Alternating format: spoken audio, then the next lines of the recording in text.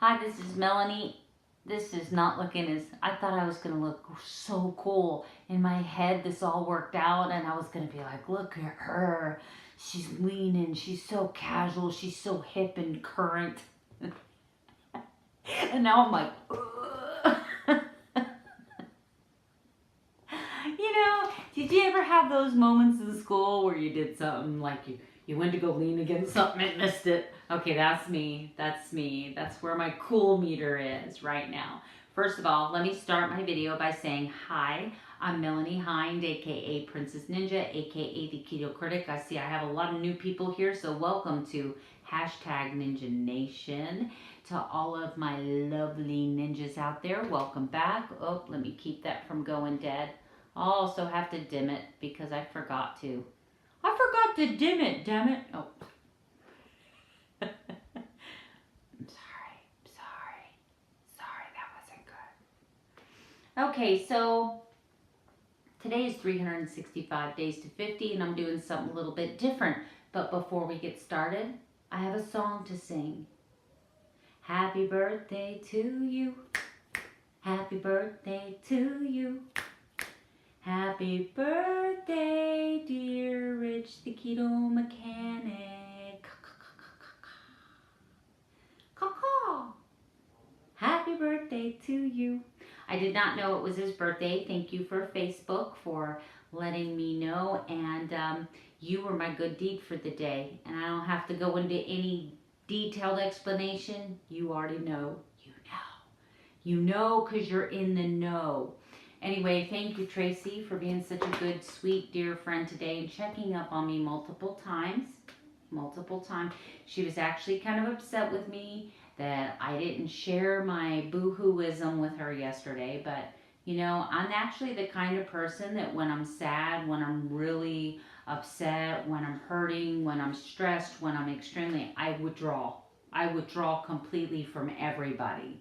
And that's just, I don't know. I don't know. Me doing what I'm doing here on YouTube, like the ninja video with me crying, I think that's the first time I have just like openly just spilled my heart out to complete strangers in my life. So I did that again last night. Thank you for those of you with your well wishes, your love, and your support. So let's get on with the show. Alright, so I'm doing something a little different tonight because I've been watching a lot of videos by Dr. Jason Fong. I absolutely love Dr. Jason Fong. And if you are new to keto, if you are new to intermittent fasting, if you have diabetes, I highly recommend that you look for his book, The Diabetes Code. He is a specialist for diabetics and in intermittent fasting. I respect him. I try to find videos or conferences that he's done and spoke about any issue that I am concerned about. And one of the 1.5 hour seminars that I listened to the entire thing. I had to do it in like 3 sections, but I have a 40-minute drive.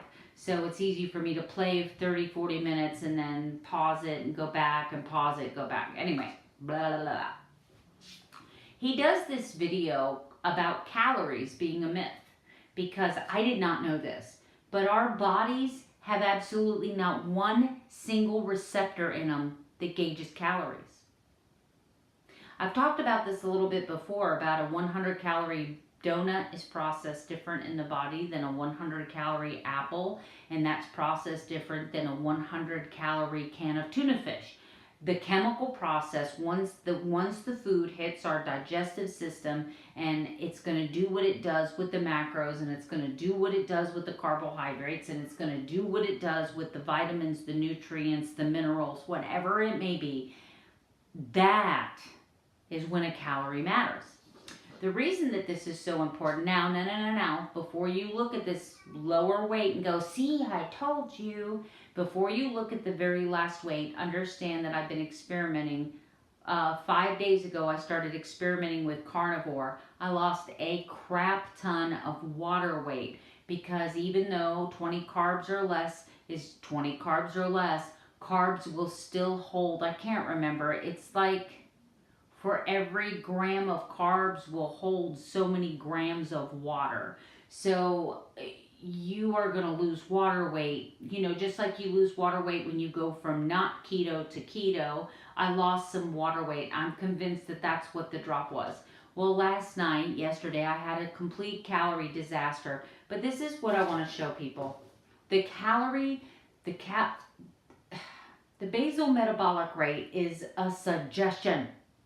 But maybe when I was 30, before the eating disorders got really bad, before I started into menopause, before the type 2 diabetes took hold, maybe when I was 30, I would be able to eat, you know, a much higher calorie rate. But understand, I have not been overweight my whole life. Why? Because I've been a chronic dieter.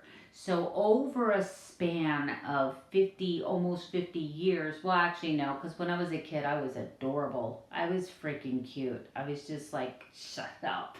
She is adorable. I was adorable. So from about 16 on is when I started my pathological dieting. So I have completely destroyed. So I have never, it doesn't matter if I've been keto, vegan, vegetarian, loseit.com, FitnessPal, mydiet.com, it doesn't matter. I have never been able to eat the recommended calories to lose a pound a week. So that's usually what I set in the app. I want to lose a pound a week. And that is with fitness. And usually when I set up one of those apps, I put in there that I'm a lazy ass, that I don't do anything. You know how when you're entering your height, your weight, female, and then it says physical activity, light, moderate, exercise, you know, to find out, I always hit that I'm like dead. I'm like a step behind dead when I log this. And it always gives me between 17 and 1900 calories, and it says if you consume between 17 and 1900 calories, you're going to lose 1 pound a week. That has never happened. It's never, ever, never in the history of me dieting has that ever actually come true. Ever. Doesn't. If it did, it was freak, right? I maybe had diarrhea or stomach flu or something, but it doesn't happen for me. So I have found, especially since I've been on keto, when I first started keto, I made myself eat that 1700. I made myself follow my Carb Manager app recommendations, and I stuck to it because how was I going to know what worked if I didn't start somewhere? So that's what I started at, right? Makes sense? Makes sense. Makes sense to me. If it doesn't make sense to you, I'm sorry. So when I wasn't seeing any progress, when I wasn't seeing the progress that I thought I should be seeing, like I wasn't even losing a pound. Like my first month on keto, where most people lose like a bazillion pounds, I lost 4. So the next month on keto, I said, okay, what I was doing obviously wasn't working. So what did I do? I dropped back my calories, 200 calories. 200 calories is not going to make or break you. So I dropped back my calories. Woo!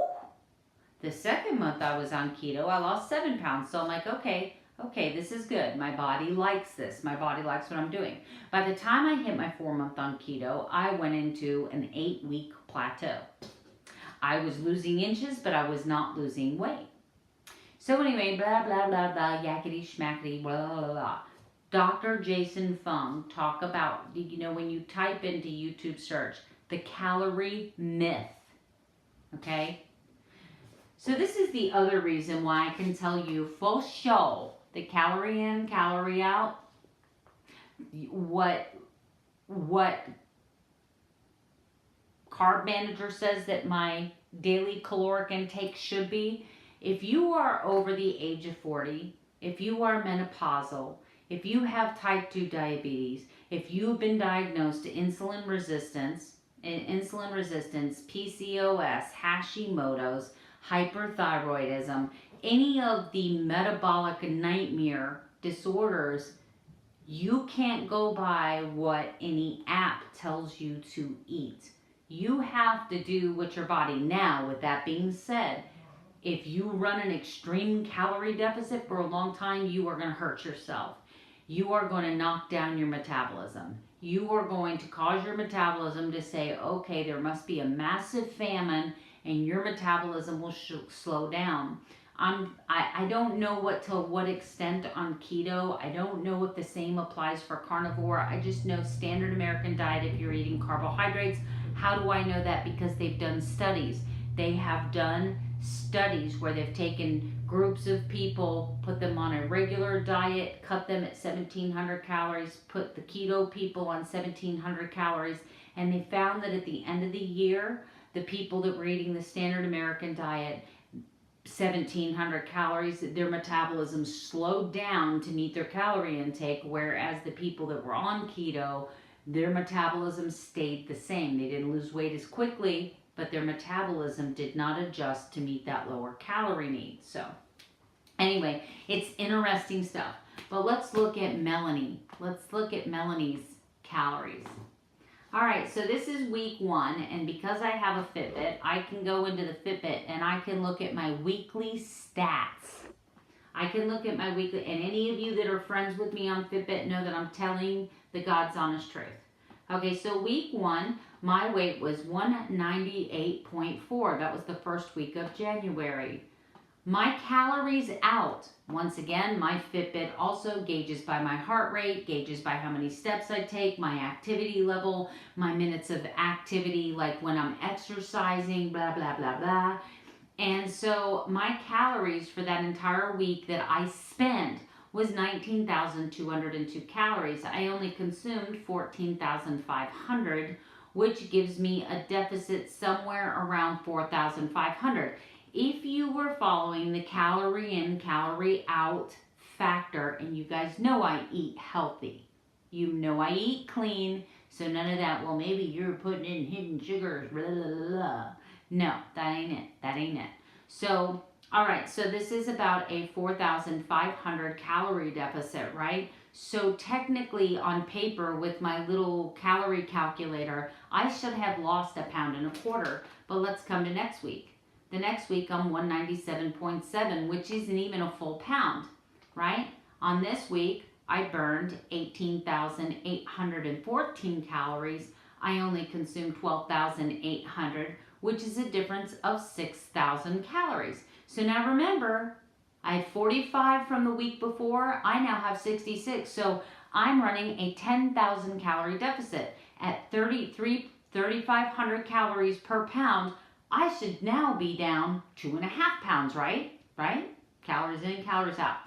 Okay, so, but instead, look at here. I drop another 0.7 pounds. I dropped, what is that, 0.7 here, dropped another 0.7. And I've got 10,000 calorie deficit this week here, 18,314 calories. I ate 13,700 calories, which gives me about another 4,200. So technically, I'm now at 15,000 calorie deficit in 3 weeks. Divide that by 3.5, and you come up with what? About 4 pounds. So technically, if calorie in, calorie out worked, from this date to this date would be over almost a 5 pound weight loss. Now, it is almost, it's a 3.3 weight loss? 94.7, 95, 96, 97. Okay, yeah, 3.3. So it's a 3.3, but even for this week, even with me having that disastrous 3,000 calorie day yesterday, I have burnt 9,819 calories this week, and I have consumed 5,780. And that's even with that big, enormous day I had yesterday. So would you agree that right here is a 4,000 calorie deficit? Yet, when I jumped on the scale this morning, I was 196.4. I gained 2.5 pounds, right? That doesn't even sound right. So all of these numbers together, I'm at a 20,000 calorie deficit from January 1st to January 24th. So in 24 days, I'm at a 3,000 calorie deficit. Technically speaking, I shouldn't have gained any weight today. But there are other factors that factor in. So just keep in mind that just because your diet app says that you can have X amount of calories, you have to gauge this. Okay, so if you're eating the calorie amount they're suggesting and you continually drop and now you're going to have weeks where you're going to stall, your body's going to readjust.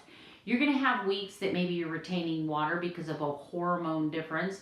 You're going to have weeks that you're going to eat something that maybe causes some inflammation. Maybe you had a little bit more carbs today than you did yesterday. Maybe you had a little bit more water retention. Whatever. But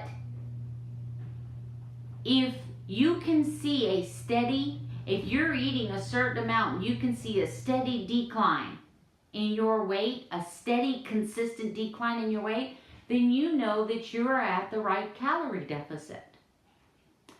But if you're seeing prolonged stalls, if you are seeing that you're not having results and you are following, try lowering it, just 200 calories. 200 calories is not going to starve you to death, I promise.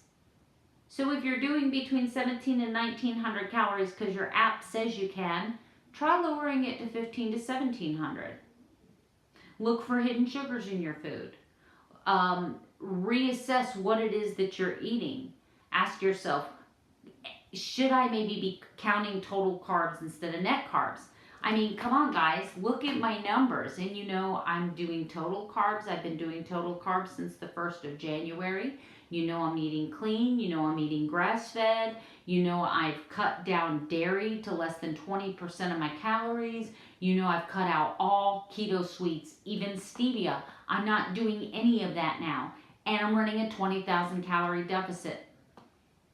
So calories in, calories out is not always what you need to look for. You need to be looking at other things.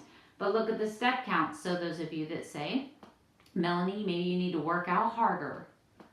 95,790 steps, 92,477. I get close to 100,000 steps every single week.